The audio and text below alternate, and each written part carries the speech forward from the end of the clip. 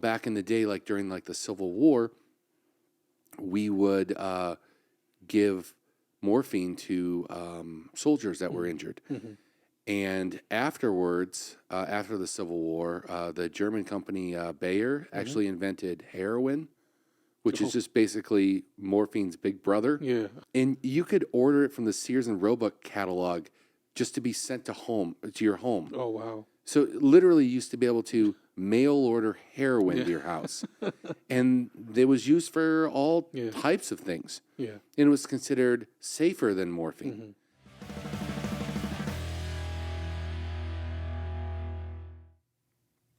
And we're recording. All right. Okay, so we just did one of these. And, I mean, if you guys are watching at home, that was last week's. Yeah. They're not really, it's not really a part two as much as last week we talked about misconceptions with food and and diet and a little bit of where like the government comes in and some good things they've done and maybe some missteps. Right. But that kind of also talked about, or at least we were talking about while we were researching this, was medical misconceptions. There's a lot of them, and I think one of the issues is, and this is kind of how we get misconceptions with food, is that the way science works. Science is basically works like this: like somebody has an hypothesis, and then they normally do some type of experiment to, flush out that idea or hypothesis. And then based upon the results of those experiments, if it proves their idea, then the next step will generally be to publish a paper and show their results and their idea and why they believe what they believe. And then this is the point where their peers come in and start reviewing it. Right. Now, at that point, they will normally try to recreate whatever experiment the original person did, and then see if they get the same results. And then if they do, then generally people will start doing other experiments to kind of work the problem from a different angle. Yeah. Yeah. And then the more and more information they gather, it could be moved into like a theory status, like the theory of gravity. We know that there is gravity. Even though it feels like the flat earthers tend to use the word theory and say, well, then that just means it's an idea. No, a theory in science is backed up by fact. And that can be part of the problem here. One, science doesn't really speak English the way we speak English. The word theory is something that has facts behind it. If you just have an idea, then that's a hypothesis. But when we're just talking or just normal people talk, they'll use the word theory when they have an idea. Yeah. The other thing is that science isn't scared to say, you know what, we were wrong. So at any moment, if they get scientists get more information, something that maybe disproves something that they thought they were very sure on, they will publish their results, and then they will have the community double check them, basically review them, and run their own experiments. And then at that point, their view on something could change. Yeah, and what's interesting too is that like, no one likes to be wrong about anything, but it seems like in the science community, there's almost like a kind of like a welcoming. Like if someone finds out like, oh no, I was wrong, and someone else, I almost think they're excited for it. Right. Like I feel like they're like, we've discovered something new. Yeah. And I feel like some people will go, but that proves your other thing wrong. And they're like, but the new thing is exciting. Yeah, right. Because we learned something. Yeah. Yeah. But the problem is, I think that, one, a lot of people don't actually understand the steps. Because I hear that a lot. Well, why it's only a theory? Or they once said this and now they said that. And they say, they're just guessing or they don't know any better. But in reality, they do know better. And it's not just guessing. It's generally backed up by facts and experiments and then peer reviewed. This is not just some wild person making accusations. Right. Those people are generally kicked out of the scientific community and are known as fraudsters. There's actually some that we're going to talk about later, but people who claim some things, and then when they publish their papers, the other community comes in and goes, no, you made mistakes here, here, and here, and what you did is unethical, and it doesn't hold up to scientific rigor, and we are kicking you out. Nice. But the science has changed, and there are some things that we used to do that, looking back on, seems kind of crazy. I mean, hindsight's like 2020 is what the phrase says, but it sounds crazy nowadays. Like, we were talking about this before, and it used to be that doctors would say that exercise isn't good for you. Oh yeah, yeah. Because it can overstress your system. Yep. And you're putting unneeded wear and tear on your system, and it could cause things like heart attacks or aneurysms and things like that. Right. Now, a stress system could cause those things, but we now know that exercise is actually good. There's probably some situations where maybe you have a condition or something and you're told not to do it. Yeah. But overall, we should all have some level of exercise. Yeah, and there's different situations where I remember when I was a kid, maybe around 10 years old, I had a heart murmur, and I think it was pretty severe. And at the time, I was playing organized soccer, and I had to be taken out. I know that's not they thought something else could happen. And you see other instances where athletes or anyone else may have something happen. They have like a heart attack or something like that while playing the sport. Those kind of things happen. That's not saying that you shouldn't be doing that. That's just sometimes what happens, in some people's certain conditions. But just thinking of wacky things I know that science has said at one point, which, I'm laughing at them now. That does not mean that I discount what they're saying. I'm just saying that it's a little funny looking back, but looking forward, I generally trust doctors and scientists because they've given us some of the best things ever. But another thing that was happening was, during Prohibition when alcohol was illegal, there was a way that you could get alcohol, and it was through a physician. They would prescribe it to you like medicine, and they would do it for all kinds of things, like if you had trouble calming down or maybe sleeping, they would prescribe you some alcohol. Oh, okay, nice. It still sounds like that's a common thing. No, I would be pretty shocked if I found a modern doctor that would prescribe alcohol. There's different types of opioids that we use for like pain relief and things. Yeah. I mean, we still do today. And back in the day, like during like the Civil War, we would give morphine to soldiers that were injured. And afterwards, after the Civil War, the German company Bayer actually invented heroin, which is just basically morphine's big brother. Yeah. And you could order it from the Sears and Roebuck catalog just to be sent to your home. Oh, wow. So literally you used to be able to mail order heroin to your house. And they was used for all types of things. Yeah. And it was considered safer than morphine. I don't necessarily know if doctors would agree with that today, but I can tell you that that is not something you can order from any mail order catalog. Maybe there's some type of medical catalog or something you could get things like that from, but I'm pretty sure that you would have to have some licenses and stuff. For sure. And you can't just look through the Sears catalog and go, oh yeah, I'll take a hammer, a drill, a bicycle, and some heroin. Yeah. It's not the way it works. No, definitely not anymore. That would be, I would love to see somebody get some heroin in the mail. Well, no, not really. No, we don't want to see that. Nobody try that. Yeah, that's interesting. We've had a lot of improvements and developments in science throughout the years. Some realizations like, maybe prescribing heroin for pain is not the best option to go to. It's kind of one of those things where science develops over time, and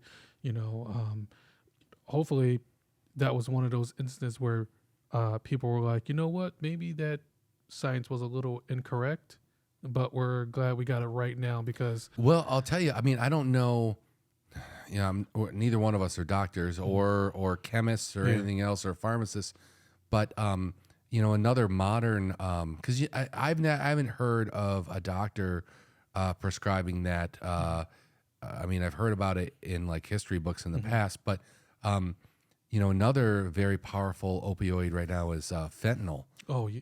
And I'm just wondering where on the scale of morphine and heroin is fentanyl stronger than heroin? I don't know. I watched the news stuff and they act like if you even just touch the stuff could kill you. Yeah. Which sounds even scarier than heroin. Very serious, right? But I don't really know how that works. But in hospitals, they do use that. That's not what you hear about on the news. You hear about people abusing it. Right. And but I think the deal is like we were talking about misconceptions and conspiracy theories. Yeah. And I feel like if the medical community at once was saying, oh, this is a great medicine, and then later on was saying, oh, no, there's some serious problems with that, I think that's where people start to create this doubt. And then, through the rumor mill, then stuff starts getting spread around, and then we have a misinformation problem. Yeah, true. Yeah. I mean, we mentioned the same thing like with food, where the same type of thing, where people may hear something like maybe a certain type of food or something that's in a food is bad for you. Right. And then it comes up that it's good for you. Right. So should we be eating fats? Right. No. And then it was like, yes. And then some fats. And then it sounds confusing. Right. Yeah. Yeah. So one thing that's interesting too about this. So recently I have heard about this borax challenge. I'm not sure. Have you ever heard of that? No. Well, I mean, I heard you've told me off camera, but other than that, I hadn't heard of this. Yeah. So basically, borax is like some people, I know people have heard of it. It's like a cleaning chemical. So you can find it at like your like a Home Depot or maybe Walmart or something in the cleaning products. People have been taking this. Like spoonfuls of it, maybe. Which don't do. That sounds terrible. Yeah, because of the boron in the product. Right.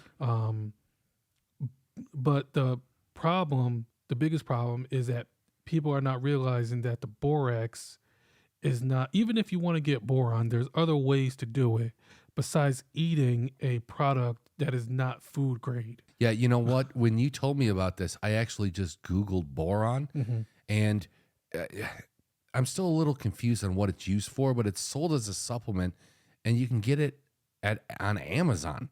Now, I'm not recommending that because I just heard about it a half an hour ago. Yeah.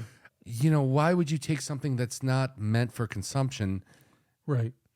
When the thing you're trying to get out of it has versions for consumption. I don't know where this started from. I remember like seeing some of it on my TikTok where people were I just don't understand sometimes. And I hope that that's not a product of like, I mean, obviously it is some medical misconception because people are feeling like whatever they think that the boron can do for them, I don't know why they were the result to taking the borax. Right. Instead of maybe like finding a better way to get this, if they feel like this is some element or a mineral that they're missing like in their daily life to deal with whatever. Yeah, to deal with like pain or inflammation or something. It's just scary how those things escalate so quickly. Yeah, I saw on one of the advertisements for it, it helps with like bone density or something, it said. You know what else helps with that? Calcium. Yeah.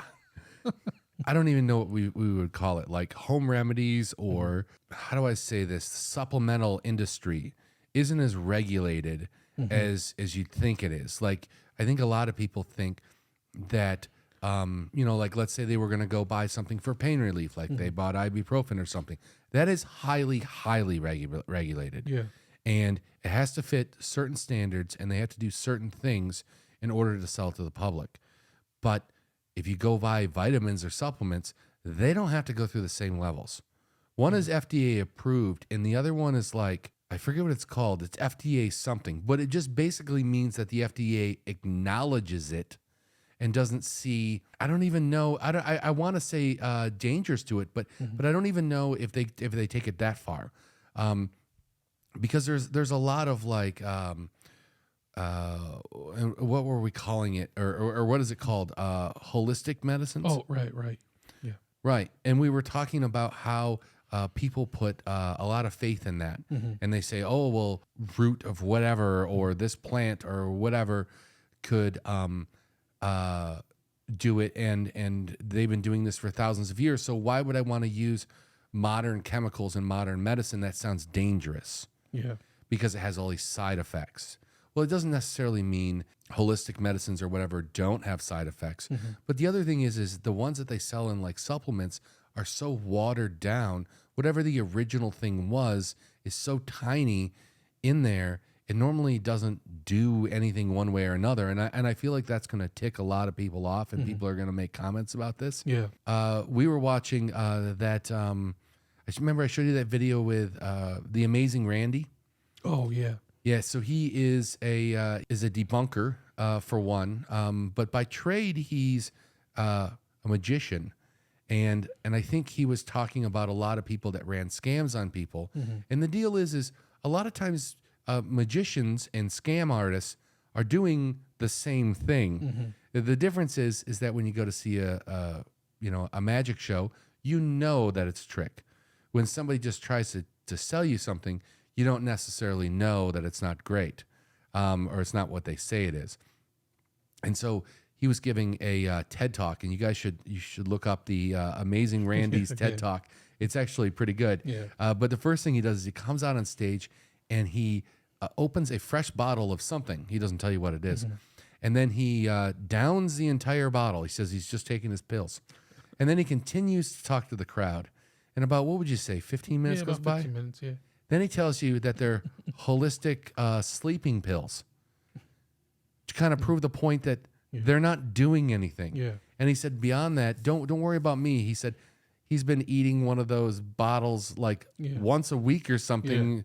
Every time he gives a speech, he's just like, let me prove a point here. Yeah, something crazy. Yeah, we there's a lot of that out there where people have their own remedy to deal with. Instead of taking, a known medicine or something that's, been proven to have results, they will result to something else. And yeah, so I almost feel like some of these misconceptions are actually right out there in front of us. It's not like, sometimes you think of misconceptions as like, oh, certain people say this or whatever, but you can go to the store and buy this stuff. Yeah.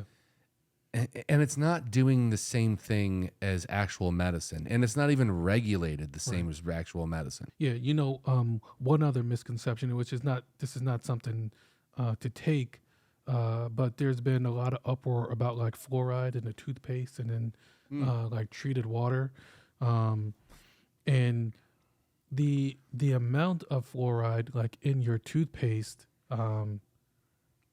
I don't think is enough to harm you unless you're like putting that amount on your toothpaste and then you're just eating it. I don't even think then. Because I understand that, like, I mean, we mentioned this too, like being in moderation. So, if you're, I don't know how much fluoride you would need to ingest. Well, I think anything at a certain level becomes toxic. Yeah, and I'm sure that there's obviously a toxic level for fluoride. Sure. But that's not going to be like in your city water or in your toothpaste. And now there's a lot of like, not uproar, but there's just a lot of, talk about fluoride. And that one's been running for a while about how it dumbs you down or it's mind control or blah, blah, blah. You know what it does? It gives us stronger teeth and bones. Yeah. And this is a point where I agree. The government stepped in and said, we're going to start doing this. Yeah.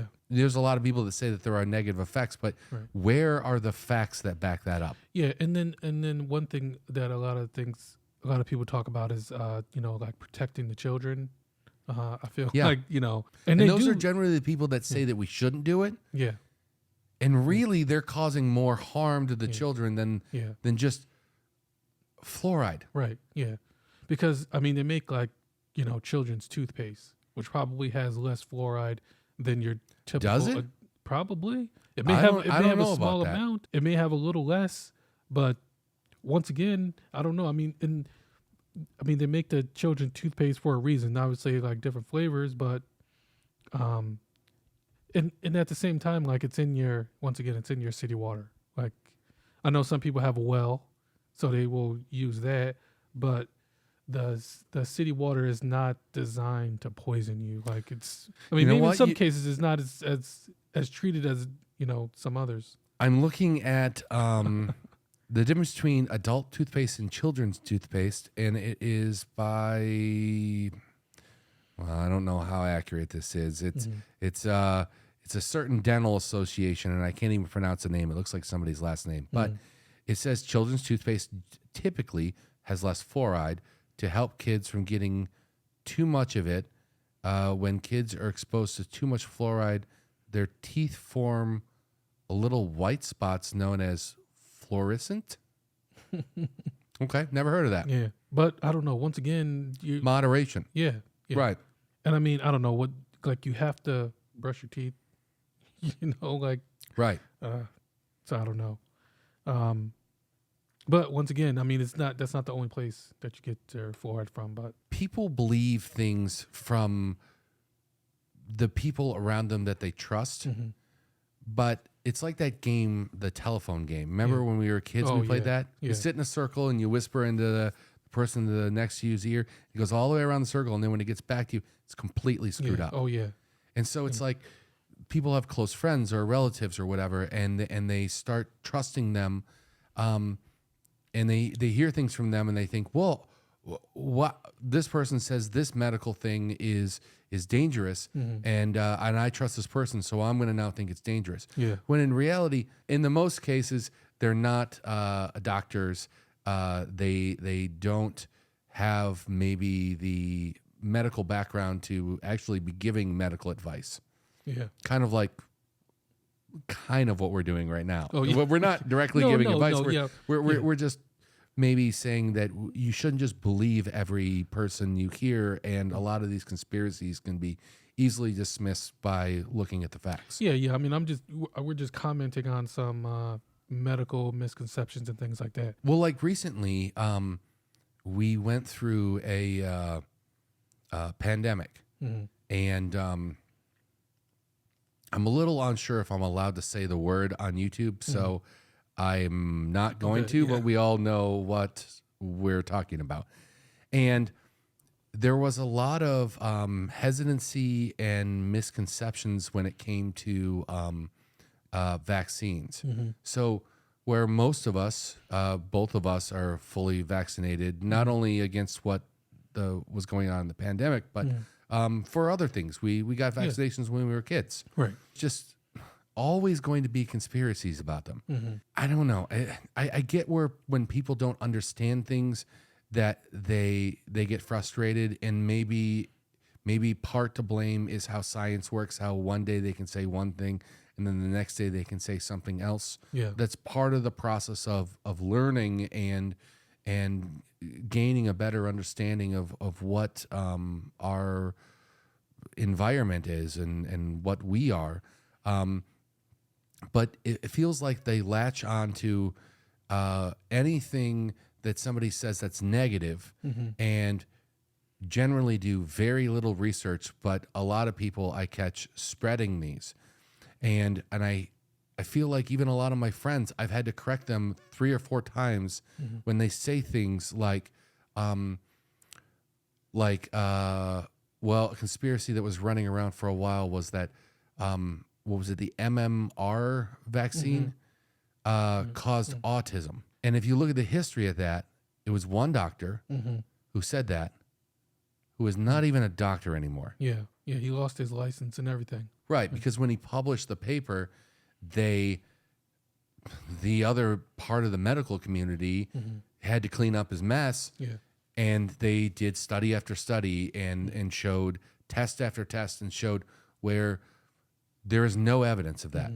Yeah. And I think that's the other thing. And maybe I said this at the beginning. I don't really remember. But when you ask like a scientist or a doctor, is this 100% safe? They will say probably, we don't have any evidence that it's not safe. Right. And people are like, well, why can't you just say it's safe? But the deal is that's not how they work. It's like saying, like if you've ever read anything from an attorney and they write it in legalese, it's because they're trained to know how to either not make it vague or make it vague or close all the loopholes or whatever. You know, scientists and doctors in the science community, they don't want to say 100% because they know how science works.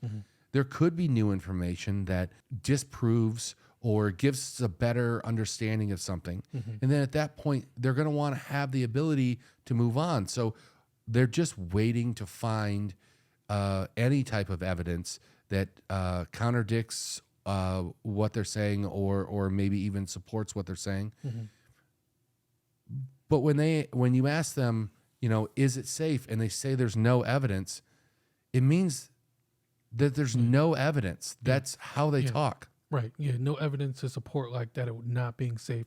But yeah, it makes sense. And saying an absolute like it's 100% safe, that's reckless. Yeah.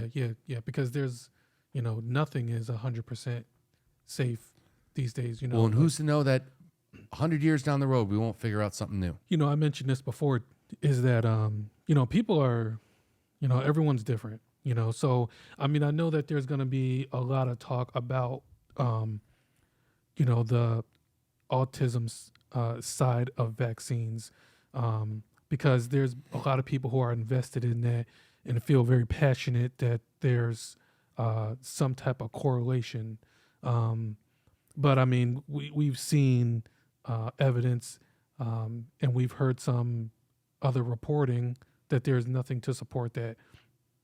And even from one parent who, you know, who was going through that, and you know, she was, you know, with her doing her own research and with her doctors. And, yeah, that's right. You know, we were watching the John Oliver show, and they showed a report about a woman that said we were confused because we were so much information, and we just wanted to do our own research, and then they found nothing. It was what did they say, 5 years or something like that? I don't remember. Yeah. So you know, they researched it and found no correlation. And they pulled out all of these reports that all said no correlation. Yeah. And it all came from a study from somebody named Andrew Wakefield, who was a doctor. I mean, after the fact, when the other doctors kind of ripped apart his experiment or study or whatever you'd like to call it, it was all based on 12 kids, which doesn't seem like enough to figure out anything. Yeah.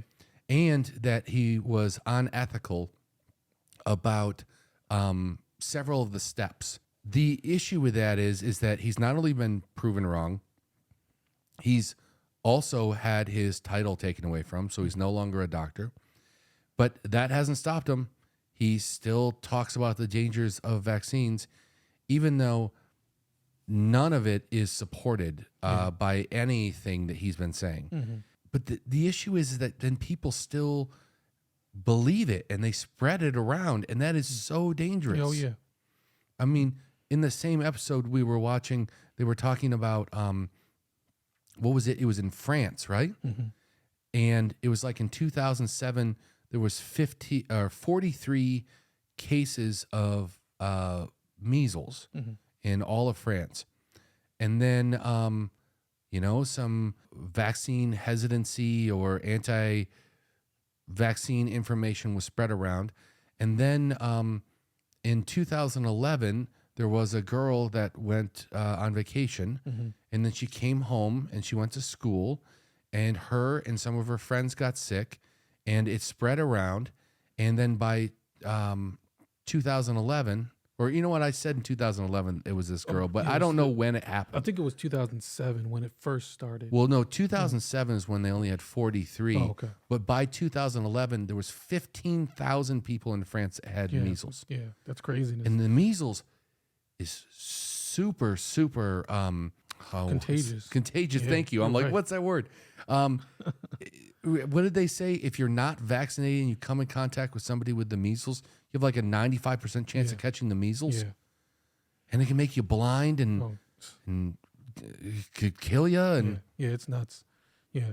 And it spread so quick, it feels like. I mean, that was just a matter of years, and those numbers, you know, rose extremely fast. Yeah, it was just 4 years. Yeah. And that just seems ridiculous. Yeah. And the whole problem is misinformation and conspiracies. Yeah.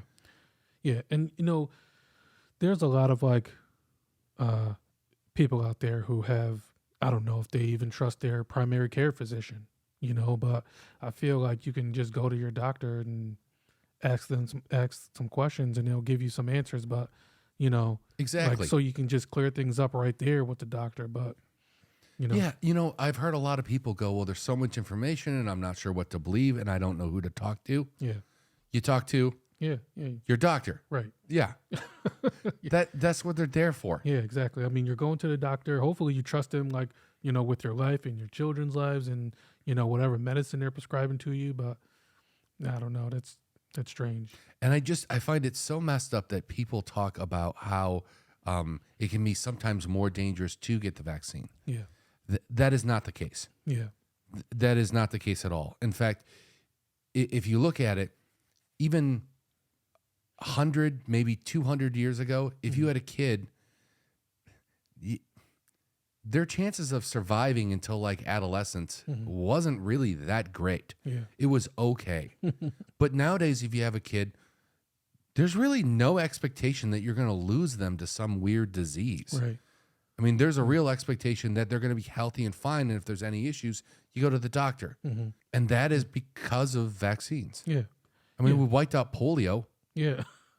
Yeah. And in this country, we did wipe out the measles, except because of misinformation, it's back. In fact, I was just looking at, there's a report from this year in a small community in Ohio. There was an outbreak of measles, 85 cases. Now, they were all among children, and nobody died, so that's good. But I believe it was it 35? No, 36 had to be hospitalized, and they were all among unvaccinated children, completely preventable. Absolutely. I don't know. I don't know if there's ever going to be any kind of a end in sight for that. I think that I feel like it's part of human nature to question, but the part that infuriates me is not the questioning, it's the random believing just random stuff they seem to pick up. Like I said before, I think I'll go back to this because I do definitely want to like understand some people's thinking, but and I know that everyone's different, so everyone's going to have a different situation. But it feels like people lead with that instead of like, kind of, I don't know, trusting the science, I guess, or, how far we've come, that things are safe, that things are made to be safe. But people will look at like the alternatives or the what ifs. What if this vaccine has some type of a different reaction for my child? Then what? Because maybe someone that they know, a friend of a friend of a friend or something like that, their child got sick. So it's difficult to combat that because, once again, I mean, there is no 100% certainty, but it is made safely. Yeah, and I think the worst part is like when people go, well, it's a personal choice for me. Well, then are you going to live in a bubble and not interact with everyone else? Yeah. Because that's how these things are spread. Yeah. Listen, that movie Bubble Boy was pretty funny. So some people might want to do that. It had Beetlejuice in it from the Howard Stern show. Oh, yeah, that's right. Yeah. Yeah. But that's the problem.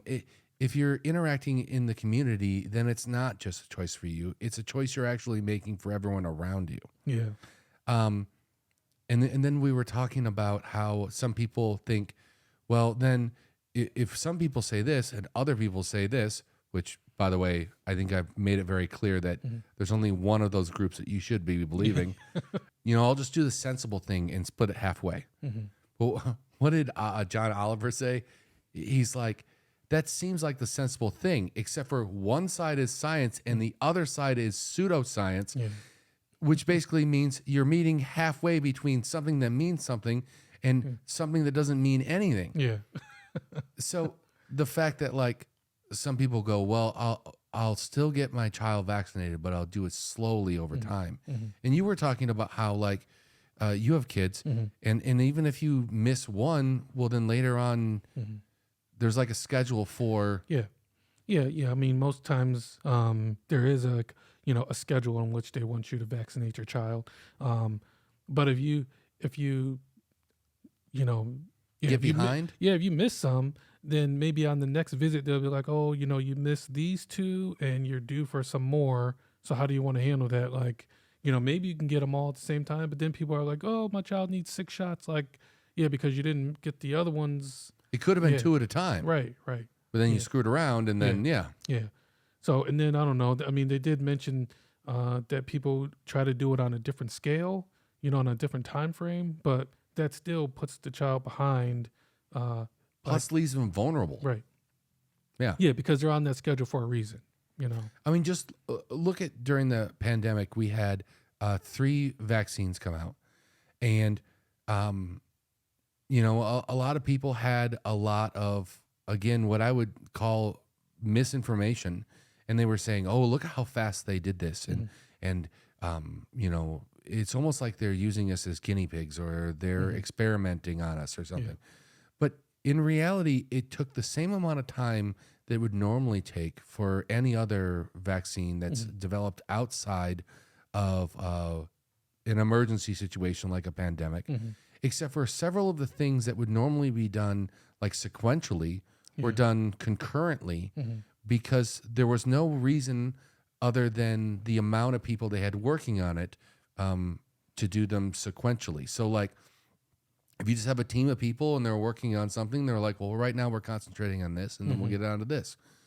When there's a pandemic, pretty much resources are wide open, so they just stack them sideways instead of in order and say, we're going to work on all of this at the same time. Right. So they gave exactly the same amount of time and attention to this. And in this country, at least, we got 3 that were available to us, and one of them did see some side effects, which went into the VARS database, where you can write down anything in there. If you get a vaccine and then maybe you had a headache, it would be written down in there, and they're just looking for correlations or patterns over time. Well, they detected it with one of them, and they said, whoa, let's back off on this one. But we had 2 other ones that, as it was rolled out, it didn't show any problems other than like people getting a sore arm. I had a sore arm. Is that what you had? Yeah. And then some people said they felt like kind of got sick for like half a day or whatever. Yeah. But that was it. Yeah. I don't know if there's a lot of people who know that, because your doctors will say, like, after you get some type of shot or whatever, to call them if you like. They may give you a list of side effects that they know that you'll go through, like arm pain or whatever else. But if there's anything else that you're feeling, like, you're supposed to call the doctor and maybe tell them, and then that's how those things get logged. Which kind of, like you just said, it just kind of builds up information. So maybe if there's some type of adverse reaction that multiple people are starting to have, they're like, oh, we've noticed this in a bunch of cases. Right. Something's going on. And even in the beginning, I remember when I got my first shot, they did the whole thing where they gave it to me and then they put a timer in front of me and said, you can't leave for 15 minutes. And that way, if I had an allergic reaction or something, they were right there. Yeah. After the second shot, they kind of did it again, but then I had like a booster later on, and they go, did you have any adverse reactions to the first 2 shots? I go, my arm was a little sore. They go, you can leave whenever you want. Yeah. But my point is like, people thought that it was rushed. They thought that it was dangerous. They thought that we were cutting corners. They thought all of these things. And all I've got to say is, where is the facts that back any of that up? But it seemed like you were even seeing it on some news channels and stuff. Yeah. All that stuff did become very, very political. And actually, it's the whole vaccine debate now is pretty political too. But yeah, and unfortunately, that is how a lot more misinformation gets spread. Yeah, it's aggravating because I hear all of this like wacky things, and I just think, just sit down and think about it for a minute. Does that sound real? Yeah. Does that sound like something that's actually happening? Right. I mean, if they rushed it and there were problems, then how come we didn't see it all over the news? I mean, I don't know anyone that had anything more than one person for like half a day said they felt kind of achy, like they had a cold. Yeah. And then they took a nap and they woke up and felt fine. Right. I mean, we just had arm pains, right? Yeah. I don't think I had anything else in there. But yet misinformation continues to get pushed and people buy into it. And there are some people out there, even trying to find what they claim is a middle ground, a safe route. Well, I'll just take the middle ground. But look at what you're middling. One side doesn't have anything backing it up, and the other side has everything backing it up, all the facts, all the tests, all the experiments. Yeah. And then you're having that, and you're acting like it's reasonable. And my deal is could you do that in any other portion of your life? Like something I think could be happening, but there's no facts. And then the other thing is something I know is happening, and then there's facts. Is there another point in your life where you would take the middle ground on that? Yeah, I don't think so. You make a good point there. People still think that they're being reasonable. And if we're going to all live together in a community, there's certain things that we're going to have to do to not only protect ourselves, but to protect the community. Yeah. And I would say one of the things should be stop spreading misinformation. Yeah, I agree. Do you feel like the 5-second rule is some misinformation? I think the 5-second rules is gross. Yeah. But there was a long time where we were just basically eating off the ground. Yeah. I mean, thousands of years ago. But and in modern homes and things like that, they're pretty clean. Yeah.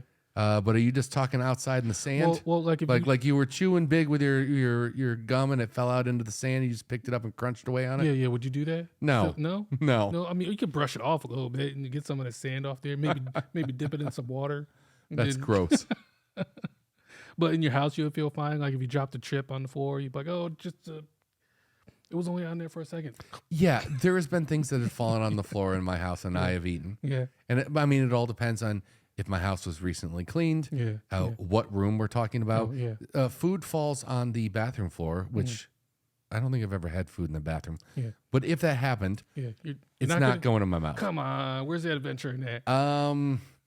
If it falls on like the mud room and the back by where all my shoes are, and I take my shoes on, I'm not picking that. I'm putting it in my mouth. Why not? Come on, man. Kitchen, it's happened sometimes where I'm just like, I'll just wash this off a little. Yeah. But sorry, getting back to everything. So, the unfortunately, I still don't think that there will be any type of like reckoning when it comes to vaccine or like health misinformation. Unfortunately, I feel like we're going to be going through that for a while because there are, people out there who will still kind of just trust their own research. Right. They're not truly looking for the truth. It doesn't feel like. I think they're looking for what makes them feel good. Yeah. And and sometimes the truth doesn't make them feel good. And I'm kind of like, too bad. Yeah. And I mean, there's people who have bad experience with doctors or with the hospital because, maybe like, I don't know, they feel like they're just guessing at what symptoms or, what they have when they're actually kind of doing their research. So, right. But, and you get that all over the country. And people have their different experience, and then they'll just be like, you know what, I'm not going to trust the doctors. I'm going to do this on my own. Yeah, or they have the misconception, sort of like what you were saying was that the doctors are just guessing. Yeah. When in reality, they're not. They're troubleshooting. Yeah. So they start looking at your symptoms, they start listening to you, and they start narrowing it down in their head. Like if you came in with a whole bunch of symptoms and you're like, what do you think it is? And they go, apple. Yeah. And you're like, okay, well, that's a guess. Yeah. But if they go, well, it could be this, this, or this, we need to run some tests. And then they go, okay, the test said that it could be this or this. And then they run some more tests and they go, it's this. they're narrowing it down. They're Right. troubleshooting. They're Yeah. not saying random things like Yeah. an apple. Yeah, and when they tell you your symptom, it could be this, or this. The people don't like that because they're like, how do you not know what it is? How could you can't be Right. these three things? But for some reason, then they'll believe other sources because they'll think, well, these people are just guessing. So what do they know? Right. Yeah. But that's not the case. And then some of these conspiracies get really wild. Like, have you heard of the Bill Gates microchip conspiracy? I've done a little research and I know how this started. So, you know, him and I guess now his ex-wife have the massive Bill and Melinda Gates Foundation, which is a powerhouse as far as charities go. I mean, they don't do small things. They don't say like, oh, well, we'll get some blankets and some sandwiches. They say, well, why don't we wipe out this disease on a global level? I mean, it is messed up, some of the things that this group does, which is awesome. Yeah. But they were doing a lot of vaccines. I believe it was in Africa, and it was a lot of smaller, like, what would you call them, villages or towns? Yeah, towns. And they might not have had the best technology or communication. And so then the issue with that is how do you keep records of who got what vaccine already? And so they looked into a technology that would have some type of, it was like a dye or ink or something, right? But it was like invisible, I think. Right. And so it would be part of the vaccine. So once you got the vaccines, you would basically have an invisible mark on your arm that could be seen with a special light or a camera or something. I'm not sure what the other end of this was. And they thought, hey, it was a great way that basically you could carry all your medical records with you. And then, you know, there would be less wrong information about them medically. Yeah. But then that turned into, which by the way, that didn't pan out for anything. Yeah. That didn't end up being something. Right. But they looked into it. But then that turned into Bill Gates wants to microchip you. Yeah. For what? Yeah. Yeah. Even if that technology existed, which it doesn't, but if it did, what would be the point? Yeah. You did mention the telephone game earlier. Yeah. And that feels like that was the result of that. Yeah. I mean, well, you know what? In thinking of telephones, we all have telephones in our pockets. Oh, yeah. They have cameras and microphones on them and GPS, and they can basically track your entire movement. Yeah. With accelerometers and everything else, and take pictures of you and hear you. What would be the point in putting a microchip in you? Yeah, right. They already track you with your phone. Yeah, or smartwatches, or this laptop in front of me, or half the crap in my house. Oh yeah. Or in my car. Yeah. No reason to microchip you. It's already done. Yeah. So when, and we did it to ourselves. So we don't need someone else to do it. Yeah. But the point is like, they were trying to do a good thing, and yet it got twisted, and then people started believing it. Yeah. Sort of like we were talking before about the whole autism thing. I've even have some friends where I have said, look, I can show you reports and articles and papers that say that there is no evidence. And then they would go, well, okay. And they kind of backed down a little bit, and they said, I heard sometimes it can just exacerbate it. And I said, no, stop it. No, there's no evidence of that. And they were like, well, I heard that sometimes, and we don't really know in every case, do we? And I'm like, stop playing this game. Yeah. If you know somebody, then we need to get them in front of some doctors, because it'll be the first evidence ever. Yeah. All you're doing is spreading misinformation, and I'm asking you to quit it. Yeah, for sure. Yeah, you know what's interesting about that telephone game is whenever I played that, I love to be the one to just change up what was originally said. Well, you were screwing it up in the middle? Yeah, just on purpose. You know, sometimes it got back to me because people are like, you know, kind of go through and find out where it changed, and it's me, and I totally changed it to something else. I feel like between what you just said right now and what I said during our, I don't remember what show it was, but we brought up Ouija boards, and I said I was the one screwing with it always. Yeah. Next time we're hanging out and your kids are around, we should teach them the telephone game and the Ouija board. Nice. Yeah, that would be good. Listen, this is an interesting conversation. I would love to hear what people have to say about, vaccines, or any type of misinformation that's come about, or if you have any different type of medical stories you'd like to share, leave some information in the comments and let us know. Yeah, and maybe, or I should say, probably, I'm just petty, and that's why it irritates me. Yeah. Because it just feels like, hey, we're all getting together, and if we all do it, we'll be okay. And then when some people don't do it, then they go, oh, well, you know, this doesn't make sense to me, and that doesn't make sense to me. And I think I'll take the time to work with you and explain it. And then they still go, yeah, I'm out. And I think you ruined it for everyone. Yeah, I don't think people look at the vaccines as like helping other people. I think they just look at it for themselves, and like if it doesn't work for them or whatever, or their family, then they're not gonna do, Yeah, which I find frustrating. Yeah. So if you're petty like me and it pees you off too, please put that in a comment. Because I'd love to have a discussion with some other petty people that are also very irritated that we're supposed to all be working together, and yet it feels like we're working against each other. Yeah, I'd love to hear more. All right. I'll talk to you later. All right. Bye. Bye.